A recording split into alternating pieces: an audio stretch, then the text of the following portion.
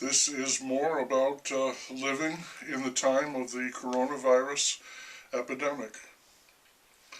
Samuel Pepys here, reporting to you in the year 0 CE. The numbers, still very high, have leveled off. Officials are expecting another surge about a week after Thanksgiving. There was some dissension in my extended family, but for a number of reasons, as diverse as the election of the Pander man and a case of colon cancer, a peacefulness has settled in, and we are extremely grateful for that. We are going to spend the weekend in cabins in a state park with hiking and grilling out. We did go to that state park over the weekend, not recommended by officials and the media. We had a great time, and I don't believe any of us got sick, though I don't know that.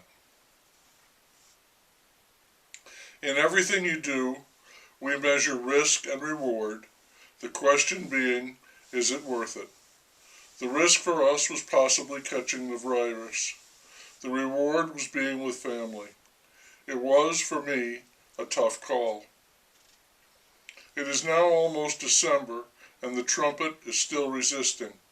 He's nearly solitary now. Some people see him as either crazy or heroic. I see him as the trumpet, consistent. Nobody fires the trumpet. The Pander man fractured a foot while walking his dog. The trumpet went to Camp David and played 2 rounds of golf on one of his courses in Virginia. And he still refuses to concede.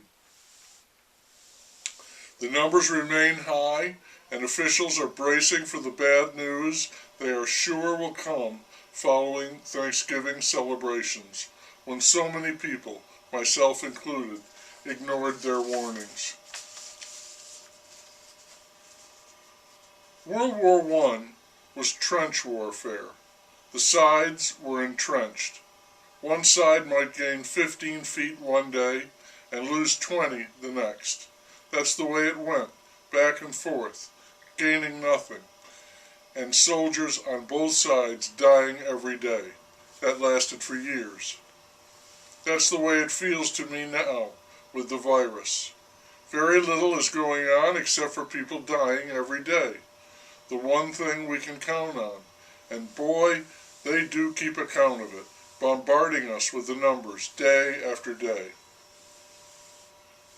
Thanksgiving over, officials and the media, now virtually one giant organism working in tandem or lockstep, are concentrating on Christmas, telling us to either skip it or celebrate it differently.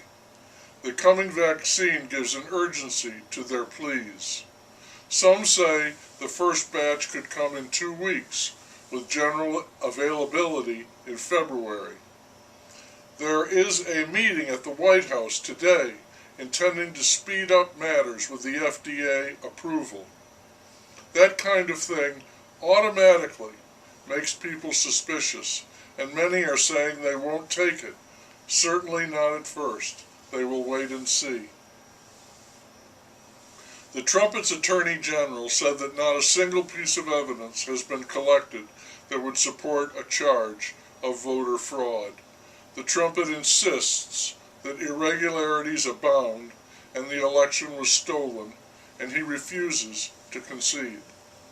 The Pander man, resting his broken foot, continues to make appointments. He calls his people tested and experienced, which means they are, like him, lifetime politicians, the return of the swamp.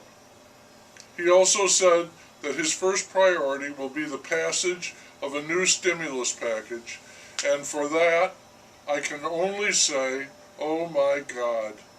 The stake is already in our heart. We are already dead, but why not drive it in a little deeper, just to be sure? Zombies. We are all zombies. Another thing about the virus, it is no longer remote. Now it is, as they say, in person. A son had it a while ago, and we know more and more people close to us who have got it. Doctors say it's going to get worse, and I know they're right. Came across a word in a puzzle meaning the quality of a leader often, and it was charisma. I think it means the anointed one.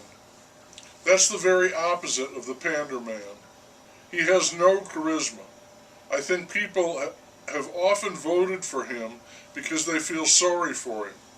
He lost his wife and a child in an auto crash, and a grown son died. And I think he's got a pity factor going for him. It's the opposite of charisma. People keep the pander man around because they feel sorry for him, the poor guy. He is the poster boy for charity. And this is the season of charity, supposedly. It may be otherwise. Merciless.